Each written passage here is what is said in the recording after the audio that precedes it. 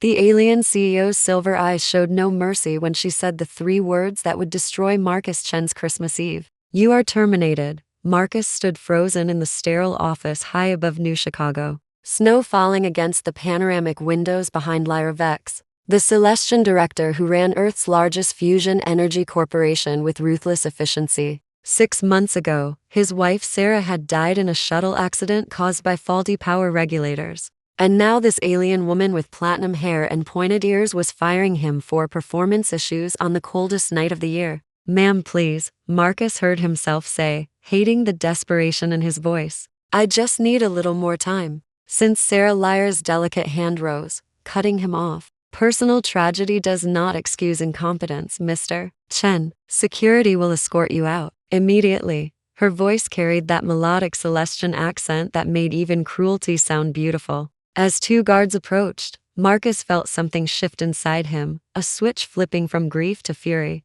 "You people came to our planet promising partnership," he said quietly, dangerously. "You said your technology would lift humanity up. But you're just better-dressed vultures, aren't you?" For the briefest moment, something flickered across Lyra's flawless features. Was it pain? Regret? But it vanished so quickly Marcus thought he'd imagined it. "Goodbye, Mr. Chen. I wish you fortune in your future endeavors." The formal Celestian dismissal felt like a slap. Marcus wanted to say more, to scream, to demand why she was doing this, but the guards were already guiding him toward the door. He grabbed his datapad from the desk, the guards too impatient to check what he was taking. "Merry Christmas," he muttered bitterly, and walked out of Vex Dynamics forever, or so he thought. The December wind cut through Marcus's jacket as he stood outside the gleaming tower, watching holiday lights sparkle across the city Sarah had loved. His datapad buzzed with the severance package, 2 weeks' pay, insurance canceled immediately, non-compete clause that would make finding another job in the industry nearly impossible. "She's burying me," Marcus whispered to the falling snow. He should go home to his empty apartment, should probably call his sister, should do a lot of things. But instead, he found himself walking to the all-night diner where he and Sarah used to have breakfast after night shifts. The owner, old Tony, didn't ask questions when Marcus ordered coffee and sat in their booth. Hours passed as Marcus stared at his datapad, unable to even look at job listings, when something strange caught his eye. In his downloads folder was a file he hadn't opened, labeled SC Final Project, encrypted. His breath caught. SC, Sarah Chen, his wife, had worked for Vex Dynamics too. In the safety division before the accident, Marcus had gone through her work files during those terrible first weeks of grief, but had never seen this one. With shaking hands, he entered Sarah's birthday as the password. Access denied. He tried their anniversary. Denied. Then, on impulse, he tried today's date, December 24th. The file bloomed open, and what Marcus saw made his coffee cup slip from his fingers, shattering on the tile floor. Sarah had discovered something massive. 3 years of safety reports, all documenting critical failures in Vex Dynamics fusion regulators, and all systematically buried by the company. But that wasn't the worst part. The worst part was the signature on the suppression orders. Lyra Vex herself had known about the defects for years and had done nothing. The same defects that had killed Sarah and 17 others when their shuttle's power core failed. Marcus's hands trembled as he scrolled through page after page of evidence, his wife's meticulous notes, painting a picture of corporate negligence so vast it was criminal. "Why did you hide this, Sarah?" he whispered, but as he read further, he understood. She hadn't hidden it. She'd been building a case, gathering irrefutable proof. And according to her final entry, dated the day before her death, she'd been scheduled to meet with the Celestian High Council's Earth representative. Sarah was going to expose everything, which meant Marcus's blood ran cold, which meant the accident might not have been an accident at all. The diner suddenly felt too exposed, too vulnerable. Marcus encrypted the file again, uploaded it to 3 separate secure servers Sarah had set up, and walked out into the snow with a purpose he hadn't felt in months. If Lyra Vex thought firing him was the end, she had badly underestimated human stubbornness. Marcus spent Christmas Day in the city's public records office, cross-referencing Sarah's data with official reports, building his case brick by digital brick. By evening, he had something explosive, proof that Vex Dynamics had violated not just Earth law, but the Celestian Human Partnership Accords, which meant the company could be dissolved and its assets seized. More importantly, he had evidence that 18 deaths, including Sarah's, weren't accidents, but the direct result of willful negligence. I'm going to take everything from her, Marcus said to Sarah's photo on his datapad. The company, her reputation, everything. But first he needed to understand why. Why had Lyra fired him today of all days?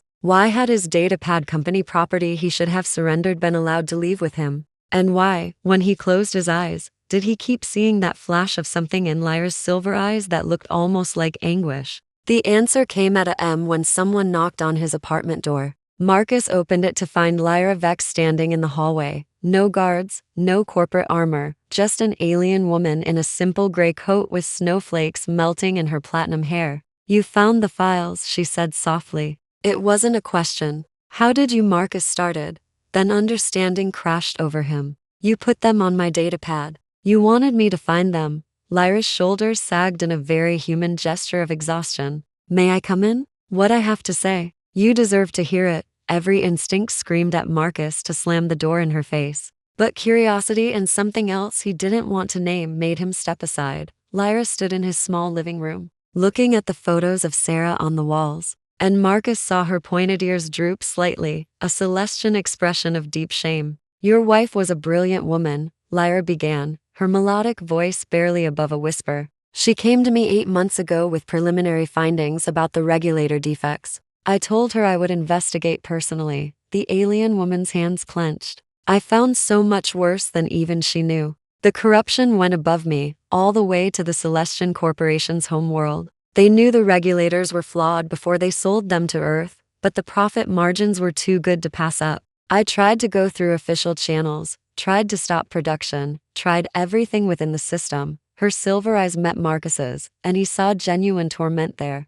2 days before Sarah's scheduled meeting with the High Council, I was given a direct order: silence the investigation or be removed and replaced with someone who would. I refused. I went to Sarah and told her to run, to take her evidence and hide until I could secure protection from the council. But Lyra's voice broke. She said she wouldn't run. She said she was going to that meeting whether I helped or not, because lives were at stake. That was the last time I saw her alive. Marcus felt the room spinning. The accident wasn't an accident, Lyra confirmed, and Marcus heard rage in her musical voice. Corporate enforcers sabotaged the shuttle. I've spent 6 months gathering proof, building an alternative power base, making allies on the council. I needed time, but 3 days ago I received intelligence that the enforcers were coming for everyone connected to Sarah's investigation. That included you. She pulled out her own datapad, showing Marcus surveillance photos of himself marked with a red X. I had to get you out of the company. Had to make it look like you meant nothing to me. Like you were just another terminated employee not worth their attention. I put Sarah's files on your datapad during the security escort a risk, but they were too focused on removing you quickly to check thoroughly. I needed you away from Vex Dynamics, and I needed you angry enough to fight. Marcus wanted to hate her, wanted to cling to the rage that had fueled him all day, but the pieces were clicking together too perfectly. Why not just tell me? Because if they were watching, any sign that we were allies would have made you a target immediately, Lyra said. This way, you're a disgruntled ex-employee, beneath their notice. At least, you were for about 12 hours. By now they'll have noticed my datapad access logs and realized what I gave you. She stepped closer, and Marcus could see faint bioluminescent patterns glowing softly on her skin, a Celestian stress response. Marcus, the files Sarah compiled and the evidence I've gathered together, it's enough to bring down not just Vex Dynamics but the entire corrupt wing of the Celestian Corporation. But we have to move now, tonight. I have a ship ready and allies on the council waiting. But I need you with me. I need Sarah's husband to stand before the High Council and demand justice, because they can ignore me, but they cannot ignore a human widower asking why his wife was murdered for trying to save lives. This is insane, Marcus said, but his hands were already reaching for his jacket. You're asking me to trust you after you fired me, after I thought. He stopped, realized what he was about to say. Lyra smiled sadly. After you thought I was a heartless alien who didn't care that your wife died? I know. I've spent 6 months playing that role perfectly. Because if I showed even a flicker of how much Sarah's death destroyed me, they would have known I was compromised. She touched her chest, right over her heart. Celestians have a saying, grief shared is purpose forged. Sarah was my friend, Marcus. Maybe my only real friend on this planet. When she died, I promised myself I would burn down everyone responsible, even if it cost me everything. There it was, the quotable line that would echo in Marcus's head forever. He looked at this alien woman, who had seemed so cold, so cruel, and saw her clearly for the first time, not a heartless boss but a warrior fighting a covert battle he'd known nothing about. "What's the plan?" he asked. Lyra's expression shifted to fierce determination. "We take the evidence to the Celestian High Council's ship in orbit. We expose the corruption in a forum they cannot suppress or ignore. The guilty will be prosecuted under Celestian law, which for corporate murder means total asset seizure and dissolution." She pulled up a holographic display showing Vex Dynamics' corporate structure. "When the company is dissolved, Earth Law says the assets go to victims' families first. Sarah's shares, her intellectual property claims, and the compensatory damages would make me the majority stakeholder of whatever rises from the ashes," Marcus finished, understanding flooding through him. "I'd control the company. You'd control a clean company," Lyra corrected. "One actually committed to the partnership principles we promised. One that could rebuild Earth's fusion network properly, safely, the way Sarah wanted." She hesitated, and for the first time, Marcus saw vulnerability in her alien features. "I know I have no right to ask more of you, but I need you to understand something. When this is over, I'll be removed as director. The council won't trust me in a leadership position after I've gone against corporate orders, even for the right reasons. So you wouldn't just be taking the company, you'd be taking it from me completely. And I'm asking you to do it."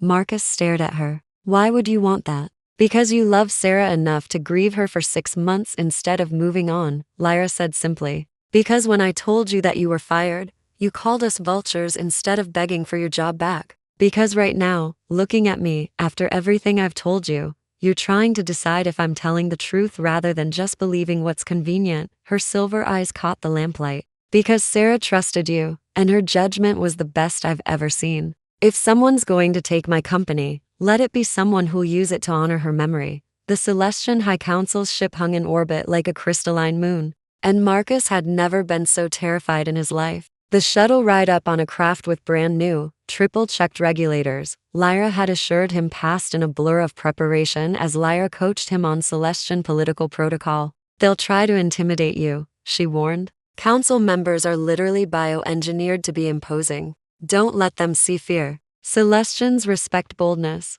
Marcus laughed shakily. "I'm about to accuse one of their largest corporations of murder in front of the most powerful beings in this sector of space. I think boldness is covered." Lyra reached across the shuttle cabin and did something that surprised him. She took his hand. Her skin was warm, softer than he'd expected, and that bioluminescent glow pulsed gently against his palm. "You're not alone in this," she said quietly. "Whatever happens in there, we face it together." Marcus squeezed her hand back, and something passed between them, an understanding deeper than words. This alien woman had sacrificed her career, maybe her freedom, to get justice for Sarah. The least he could do was be brave enough to finish what his wife had started. The council chamber was exactly as intimidating as advertised: 7 towering Celestians seated in a semicircle, their bioluminescence creating an otherworldly glow, their eyes ancient and knowing. Marcus felt like an insect under a magnifying glass as he and Lyra approached the central platform. Director Lyra Vex, the central counselor, intoned, her voice resonating with harmonics that made Marcus's bones vibrate. "You stand accused of corporate insubordination, data theft, and conspiracy. You bring a human before us. Explain." Lyra bowed in the Celestian manner, a gesture of respect, but not submission. "Honored Council, I bring Marcus Chen, widower of Sarah Chen, who was murdered by Vex Dynamics corporate enforcers for attempting to expose safety violations. I bring evidence of systematic fraud, negligence, and willful harm to our Earth partners. I bring proof that the partnership accords have been violated at the highest levels, and I demand justice under celestial law." "Strong words," another counselor said, leaning forward with interest. "Strong proof required. Then let me provide it," Marcus said, and 7 pairs of ancient eyes focused on him with the weight of stars. His voice shook at first, but grew stronger as he began uploading Sarah's files to the council's data core. As he told the story of a woman who'd loved her job and believed in the Celestian partnership enough to die protecting it, He showed them the buried safety reports, the falsified inspections, the damning communications between Vex Dynamics leadership and Celestian corporate headquarters. And then he showed them his wife's face, a picture from their last anniversary, Sarah laughing at something he'd said, brilliant and beautiful and gone. She trusted you, Marcus said, looking each counselor in the eye. She believed Celestians were better than this. Prove her right. The silence in the chamber stretched for an eternity. Then the central counselor spoke, and Marcus heard something he didn't expect. Sorrow. We have reviewed the evidence in depth perception mode, she said, referring to the Celestian ability to process data at superhuman speeds. What has been done in our name shames us all. The corruption will be purged. Vex Dynamics will be dissolved. All responsible parties will face prosecution. She turned her glowing eyes to Lyra. Director Vex, you violated direct orders. Yes, Honored One, Lyra said calmly. And I would do it again. The counselor's expression might have been a smile. As would any being of conscience. You are removed from your position as director, as you knew you would be, but no charges will be filed. You acted in accordance with the higher principles of the Accords, even when your superiors did not. This is noted and honored. Then the counselor addressed Marcus. Marcus Chen of Earth, your wife's sacrifice will be remembered in Celestian records as a teacher of integrity. As recompense, and in accordance with Earth law, you are granted primary ownership of the reformed Vex Dynamics to be restructured as you see fit. We offer you also a position as Earth's liaison to the Council, if you wish it, so that human voices are heard directly in our halls. What say you? Marcus felt tears on his cheeks and didn't care. I say, my wife would tell me not to screw this up, he managed, and heard what might have been Celestian laughter echo through the chamber. I accept, with the condition that Lyra Vex serves as my co-director. She's the one who actually knows how to run an energy company. I just know how to fix broken things. An unusual request, the counselor mused, looking at Lyra. Do you accept this human's offer, former director? Lyra's bioluminescence flared bright with surprise, then settled into a warm, steady glow. I do, Honored One, gratefully.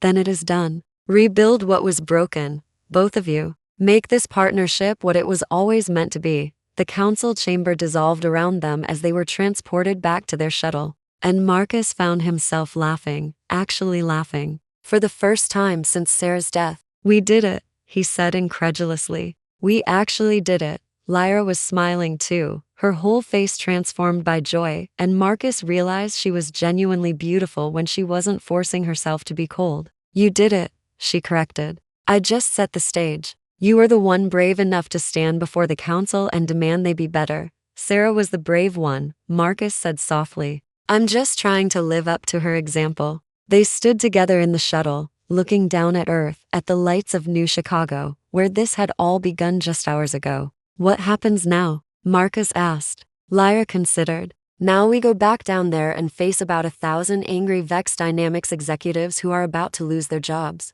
We rebuild a company from the ground up while probably making enemies of everyone we fire for corruption. We work impossibly long hours trying to redesign every system Sarah proved was broken. We probably argue a lot about management styles. She glanced at him sideways. I should warn you, I'm extremely stubborn. You should know that I'm going to put a memorial for Sarah in the lobby of the new building, Marcus said. Non-negotiable.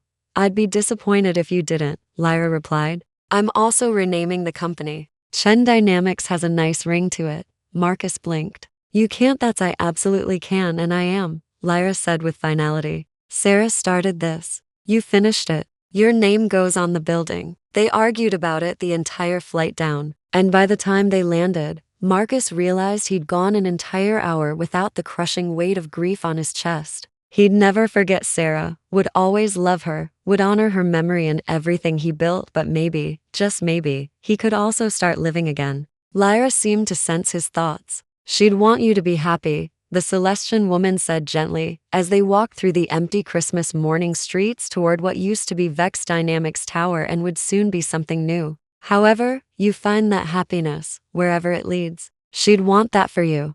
Marcus looked at this alien woman who'd lost her career for justice, who'd played the villain to keep him safe, who'd trusted him with the power to rebuild an empire. He thought about long nights working together to remake the company, about learning to understand her Celestian perspectives, about the way her bioluminescence glowed warmer when she was happy. "What about you?" he asked. "What makes you happy?" Lyra tilted her head, pointed ears catching the streetlight. "I think I'm about to find out," she said. "Building something good with someone who understands why it matters, that's new for me. I'm looking forward to it." They reached the tower as the sun rose on December 25th, painting the sky in colors that reminded Marcus of Lyra's silver eyes. Somewhere up in that building, his old desk sat empty, the place where he'd been fired just yesterday. But he wasn't that broken, grieving man anymore. He was Marcus Chen, co-director of a company that would be rebuilt on principles his wife had died for. Partner to an alien woman who'd proven that honor and courage weren't human traits, but universal ones.